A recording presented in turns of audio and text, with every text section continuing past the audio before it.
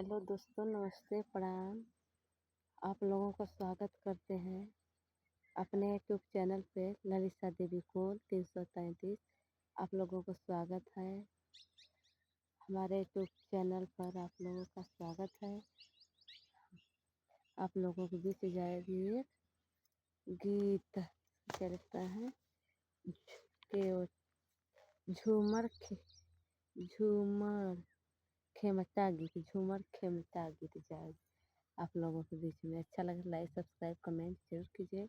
Comment box में ज़रूर बताइए झूमर खेमता गीत कैसा लगे। अच्छा लगे लाइक सब्सक्राइब कमेंट बॉक्स में ज़रूर बताना। चलते हैं, सुनाते हैं, देर नहीं करते हैं। राधे राधे, जय श्री राम। सब लोगों से हाथ जोड़ के नमस्ते, प्रणाम। ज़्यादा से ज़्यादा सपोर्ट कीजिए। मेरा नया चैनल है, आप लोग आगे बढ़ाइए।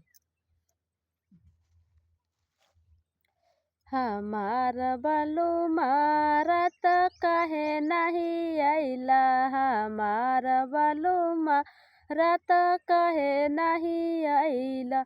कुरता धोमिल भइल धोती मैल भइल, कुरता धोमिल भइल धोती मैल भइल। हमार बालू मारत काहे नहीं आइला, हमार बालू मारत काहे नहीं आइला।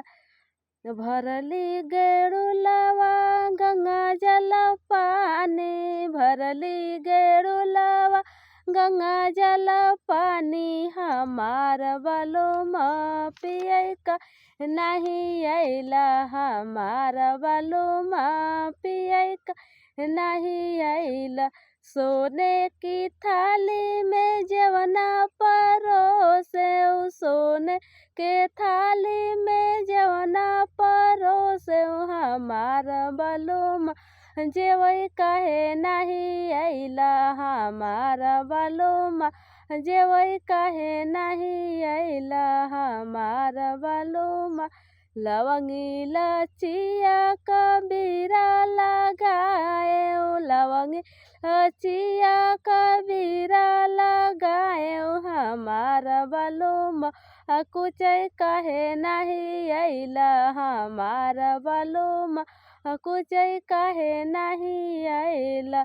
लवंगी लचिया कबीरा लगाए, लवंगी लचिया कबीरा लगली। हमार बालू कुचै काहे नहीं आइला, हमार बालू कुचै काहे नहीं आइला। हमार बालू चुनी दुई कलंगी से सजिया सजवली, चुनी दु कलंगिया से सजिया सजवली। हमार बालू सुतै काहे नहीं आइला, हमार बालू सुतै काहे नहीं आइला। हमार बालू चुनी दुई कलंगी से सजिया सजवली, चुनी दु कलंगी से सजिया सजवली। हमार बालू सुत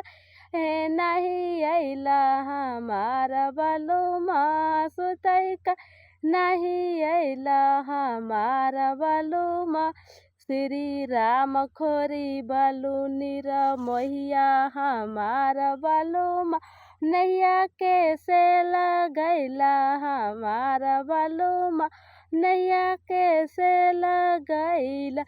श्री राम खोरी बालू निरमोहिया, हमार बालू नैया कैसे लगैला। हमार बालू नैया कैसे लगैला। हमार बालू हमार बालू मारत काहे नहीं आइला, हमार बालू मारत काहे नहीं आइला। कुर्ता भी धोमिल धोती भी माइल, कुर्ता भी धोमिल धोती भी माइल। हमार बालू सवती के घर गईला हमार बलमुआ कौने सवती के घर गईला हमार बलमुआ भरली गेरुलवा गंगा जल पानी भरली गेरुलवा गंगा जल पानी हमार बलमुआ पियै कहे नहीं ला हमार बलमुआ पियै कहे नहीं ला हमार बलमुआ। आप लोगों के गीत कैसे लगी, अच्छा लगी तो लाइक सब्सक्राइब कमेंट बॉक्स में ज़रूर बताना आप लोगों के गीत कैसा लगा। ज़्यादा से ज़्यादा आप लोग शेयर कीजिए। अब यही वीडियो में बाय बाय, चलते हैं अगले वीडियो में मिलते हैं।